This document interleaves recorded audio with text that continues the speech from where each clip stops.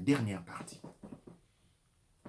La dernière partie ici, je vais parler d'un événement, d'une situation dont généralement nous ne prenons pas conscience. Dans le monde noir, nous avons ce qu'on appelle les fameux qu'on appelle, par exemple dans la langue Sisale, du Ghana, dans la langue Okan, on parle des Sisale. Sisale signifie Ngangankisi, pour dire witch doctor, pour dire un docteur traditionnel. Dans la science de la médecine traditionnelle noire, on n'utilise pas seulement les deux paramètres qui sont utilisés dans le monde de la médecine occidentale, à savoir les paramètres physiques et les paramètres physiologiques, disons, biologiques. Dans le monde noir, dans la médecine, on utilise aussi le troisième paramètre qui est les paramètres de la conscience. Et ceci nous livre dans un monde à 360 degrés rempli de l'énergie de la conscience. Et puis nous avons ce que dans la tradition, dans la langue Oba, on parle de Obayeye. Obayeye signifie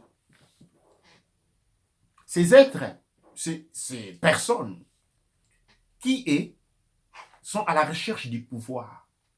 Étant à la recherche du pouvoir, il existe dans un monde une dimension qu'on appelle les dimensions des morts orgues, des hommes, des êtres inorganiques. Un monde très dangereux, plein de mille pièges. Mais celui qui pratique les arts de la conscience, pour pouvoir aller très loin, il doit fréquenter ce monde. C'est comme une épreuve. Parmi ceux qui vont fréquenter ce monde, la majeure partie de ces personnes n'en sortent pas. Parce que dans ce monde, les êtres inorganiques sont des flatteurs. Ils vont vous proposer de rester avec eux en échange de la grandeur, de la fortune, de merveilles. Et une fois que vous avez fait exprimer les souhaits d'accepter cette fortune, et emprisonne votre conscience. Et quand votre conscience est emprisonnée par les êtres inorganiques, vous êtes contrôlé par eux et vous travaillez par eux. Ce sont ces gens qu'on appelle ceux qui pratiquent les arts mystiques ou les sorciers. Et bien dans le monde noir aussi, ces gens-là étaient présents.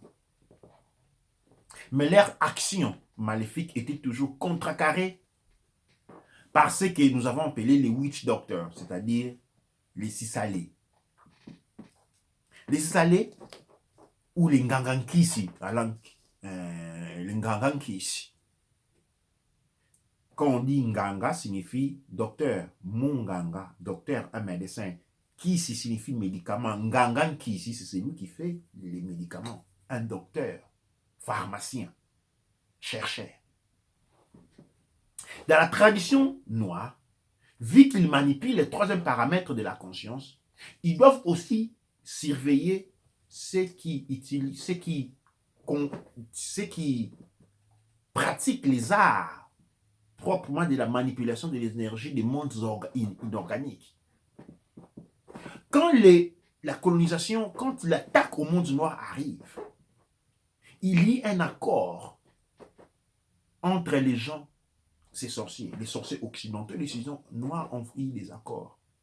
Avant tout, vu que la colonisation était basée sur la destruction des valeurs traditionnelles, des valeurs authentiques, les personnes qui représentaient les valeurs authentiques complètement privés de toute intention d'accumuler de la richesse et du pouvoir pour eux, étaient représentés par les Ngangankisi. Donc les Ngangankisi étaient à éliminer. On fait une propagande de démonisation. On transforme le nom Ngangankisi à quelqu'un qui fait du bien à un terme démoniaque pour détruire ces gens-là. Et on le tue, on fait la chasse en collaboration avec les sorciers du monde noir. Ensuite, qu'est-ce qui va se passer?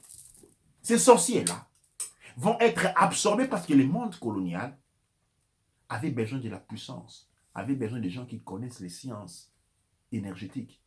Et cette science était maîtrisée par les sorciers noirs. Qui, ces sorciers noirs, vont passer un accord pour survivre? Ils devaient servir les colons. Et comment ils vont être servis par? Comment pouvaient-ils servir les colons? Eh bien, ils vont être absorbés par l'Église. la majeure partie, quand vous allez faire les petits séminaires, il y a un test. On ne prend pas tout le monde. On ne prend que ceux qui descendent des familles où nous avons eu des grands sorciers. Tous les sorciers n'étaient pas mauvais. Nous avons, par sorcier, nous disons ceux qui ont une conscience au-delà du monde normal. Nous avons les Ngangankisi. Et puis nous avons les Kadiambemba, qui est plutôt non une question de science, mais une question de cœur. Les Kadiambemba, c'est une personne qui est dans la convoitise, une personne qui aime, c'est lui qui est dans la matérialité, qui veut devenir riche, qui veut accumuler du pouvoir et de la richesse. C'est ces gens-là qui tombent entre les mains des filets des êtres inorganiques. Ces gens-là qui, pour avoir du pouvoir, qui pour avoir de la richesse, sont capables de tout, ont été absorbés par les systèmes chrétiens. L'accord est très simple. Quand nous avons besoin de vous, vous faites ce que nous attendons de vous. Après cela, vous êtes libre de faire tout ce que vous voulez en utilisant l'habit du prêtre. C'est ainsi que les pratiquants des arts négatifs, qui dans les temps étaient faciles à individuer, parce qu'ils vivaient toujours hors des villages, maintenant étaient au centre du village parce qu'on les appelait prêtres. Et tout le monde avait oublié que ces gens-là étaient des gens dangereux. Et maintenant qu'ils étaient prêtres, il fallait aller chez eux. Je ne dis pas que tous les prêtres sont comme ça, mais je vous assure que les 85% sont comme ça. Et c'est la même phénoménologie qui va se présenter plus tard avec les églises des réveils. Eh bien, tous les pasteurs, tous les féticheurs, tous ceux qui pratiquent les arts obscurs, qui n'ont pas pu rentrer dans l'église catholique, protestante, pentecôtiste, parce que leur pouvoir ne leur venait pas de génération en génération, parce qu'il y a une question de génération aussi, de pureté et de sang dans ce domaine-là.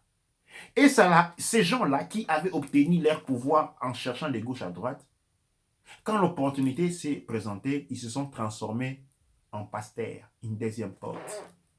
Pasteurs, évangélistes, qui font des miracles à gauche et à droite. Ce ne sont pas des mages des miracles. Ce sont les gens très dangereux qui, dans l'Antiquité africaine, dans l'Antiquité Kama, nous les savions les reconnaître. Et on disait aux enfants d'aller pas aller se promener aux côtés de la maison de ces gens-là parce que c'était des gens dangereux. Les phénomènes existaient dans le monde entier. Et ces gens-là ont été absorbés dans les églises où ils ont pu cacher leur vrai art sous les visages d'un être appelé Jésus-Christ qui n'a jamais existé.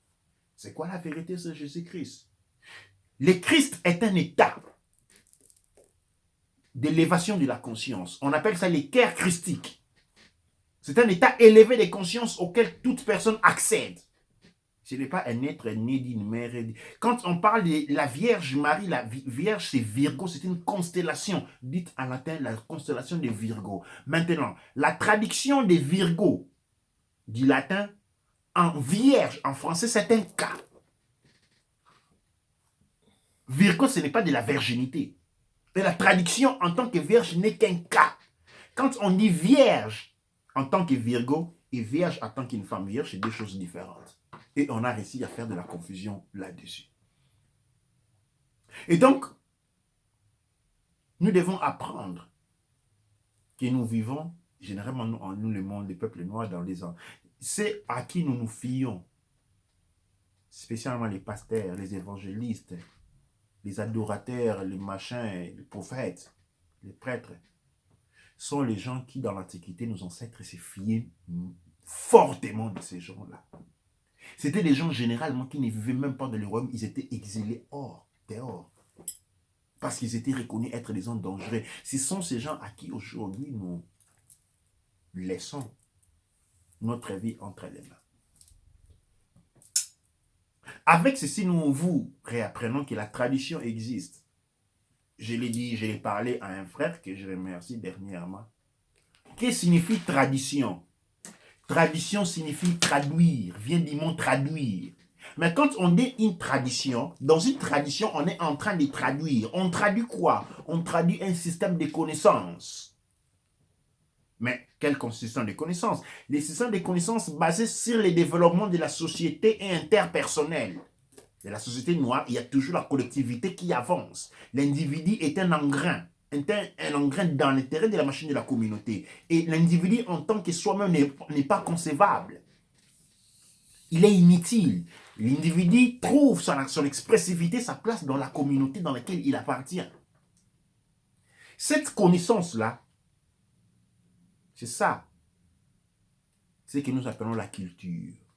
L'art d'être cultivé. L'art d'être initié aux connaissances, au savoir. L'art d'être initié. L'art d'être nourri de savoir. L'art d'être cultivé. On cultive en toi. Et cette cultivation-là est une traduction d'un savoir d'un niveau à un autre. Et donc, nous avons compris la signification entre les mots tradition et culture. Et dans la culture, nous avons la religion. Religion, c'est-à-dire remettre un lien, recréer un lien. La religion, ce n'est pas de la croyance, parce que la croyance, c'est de l'ignorance et c'est de l'esclavage. C'est avec ce point que je m'arrête. Je vous remercie beaucoup pour avoir été avec moi dans cette 4e journée de la commémoration d'Ouanetcher.